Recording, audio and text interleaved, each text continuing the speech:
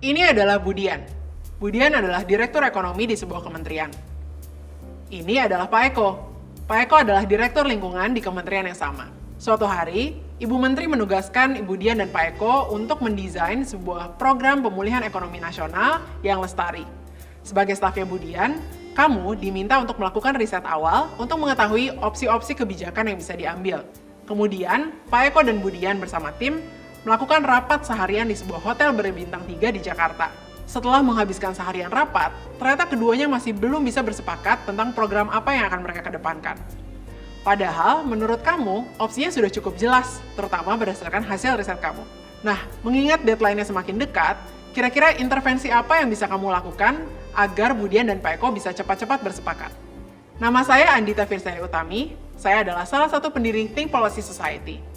Dalam video ini, kita akan sama-sama coba cari tahu apakah solusi yang kamu pikirkan sekarang memang tepat guna untuk menyelesaikan masalah di antara Budian dan Pak Eko.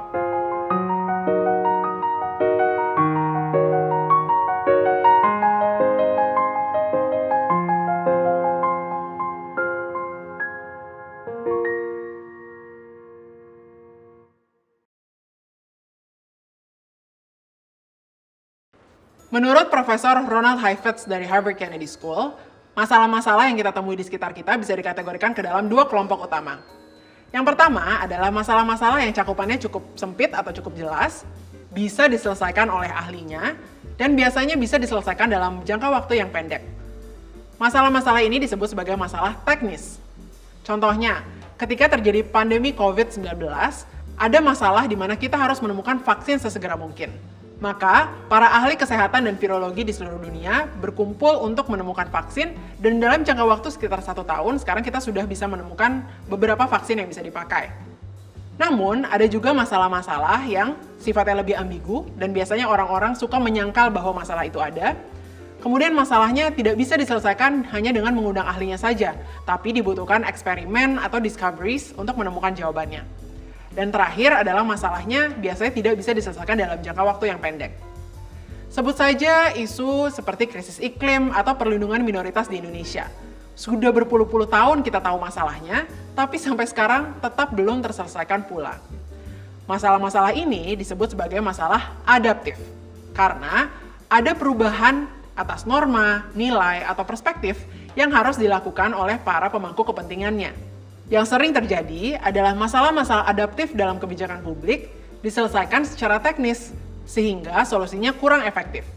Sebut saja fakta bahwa Indonesia kurang memiliki scientific temper, atau pembuatan kebijakan publik berbasis data.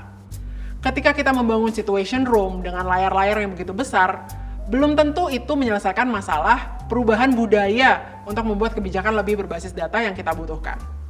Atau ketika kurangnya kolaborasi atau koordinasi antar kementerian, pembentukan tim khusus atau satgas itu tidak serta-merta mendorong perubahan atas kebudayaan yang lebih kolaboratif. Nah, solusi teknis ini bisa menjadi langkah awal yang baik, tapi jangan sampai kita berhenti di situ, tapi kita juga harus lanjut dan mencoba menyelesaikan masalah adaptifnya yang berkaitan dengan budaya pembuatan kebijakan publik berbasis data. Mari kita kembali ke kasus Budian dan Pak Eko. Biasanya dalam sebuah masalah akan ada elemen teknis dan elemen adaptifnya. Nah, elemen teknisnya di sini mungkin kurang lebih sudah kamu selesaikan sebagai stafnya Budian. Apa saja sih opsi-opsi kebijakan publik yang mendorong pemulihan hijau? Kalaupun masih ada information gap atau informasi yang belum kalian miliki, bisa jadi diselesaikan dengan mengundang para ahlinya, misalnya ahli-ahli ekonomi lingkungan. Tapi bagaimana dengan masalah adaptifnya? Apakah ada sesuatu yang tersembunyi yang menghalangi Budian dan Pak Eko dari menyepakati program yang ingin mereka dorong bersama? Nah, untuk melihat isu ini lebih lanjut, ada 5 langkah yang teman-teman bisa gunakan dan akan saya bahas satu persatu. Yang pertama adalah naik ke atas balkon, tapi bukan secara literal. Artinya, teman-teman perlu naik ke level interpretasi yang lebih makro dari di mana teman-teman berada sekarang. Misalnya, teman-teman bisa coba lihat perspektif tentang peran sosiokultural, beban emosional, ego sektoral, atau apapun yang kira-kira memotivasi Budian dan Pak Eko dalam keputusan yang mereka ambil. Pada saat bersamaan, naik ke atas balkon juga berarti introspeksi diri. Apakah ada bias-bias yang saya miliki dalam bisa melihat masalah secara lebih utuh? Langkah yang kedua adalah mendiagnosis masalah adaptifnya. Ini bisa dilakukan dengan menanyakan pertanyaan strategis dan juga mendengarkan secara aktif. Sama halnya dengan seorang dokter yang akan bertanya, ini demam sudah berapa hari atau sempat makan apa? Pertanyaan-pertanyaan ini akan membantu kita membedakan antara gejala dari akar masalahnya. Mungkin dari proses ini teman-teman akan menemukan bahwa Budian belum melihat adanya urgensi dari pemulihan ekonomi yang hijau. Atau teman-teman juga akan menemukan bahwa Pak Eko sempat ada masalah dengan divisi Budian.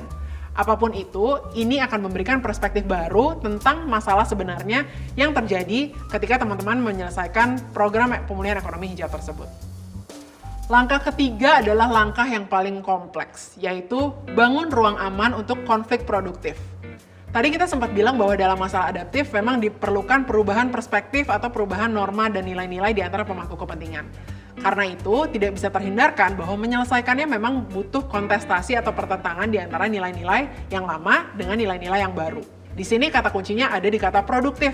Artinya, teman-teman perlu meregulasi batas toleransi di mana para pemangku kepentingan masih tetap mau berdialog di dalam diskusi yang produktif dan bukan malah menjadi kontraproduktif. Dalam mendorong ruang aman ini akan membantu kalau siapa yang memfasilitasi itu memiliki otoritas formal atau informal yang dipercaya oleh Budian maupun Pak Eko. Misalnya, teman-teman bisa undang seorang direktur dari divisi lain yang dekat dengan Budian maupun Pak Eko. Atau bahkan mungkin Ibu Menteri atau Direktur Jenderalnya sendiri harus turun tangan.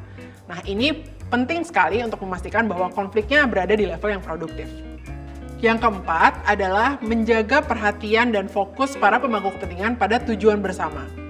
Dalam masalah adaptif, biasanya mudah sekali para pemangku kepentingan itu terdistraksi. Apakah itu terdistraksi oleh ego mereka sendiri, atau terdistraksi oleh isu yang sebenarnya bukan masalah utama, atau apapun itu yang mencegah proses untuk terjadi secara produktif.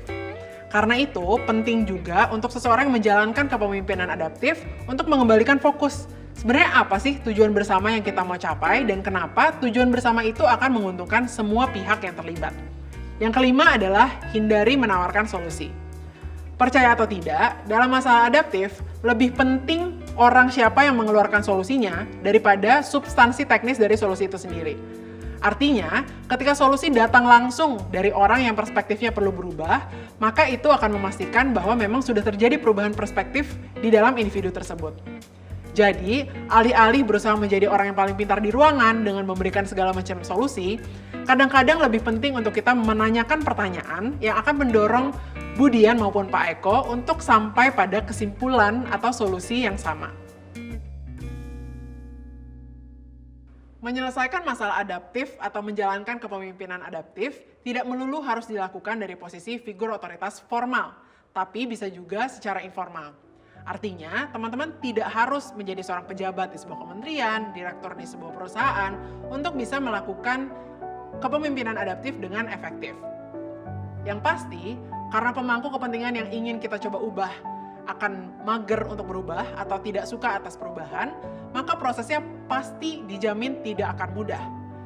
Biasanya, seorang pemimpin adaptif akan dihentikan di tengah jalan. Orang-orang akan menyangkal bahwa masalahnya ada dan kadang-kadang juga fokus untuk menyelesaikan balik secara teknis saja. Karena itu diperlukan sebuah fokus dan mentalitas untuk perjuangan jangka panjang dalam menyelesaikan sebuah masalah adaptif. Terima kasih sudah menonton video ini. Kalau teman-teman merasa mendapat manfaat, silakan bagikan juga ke komunitasmu.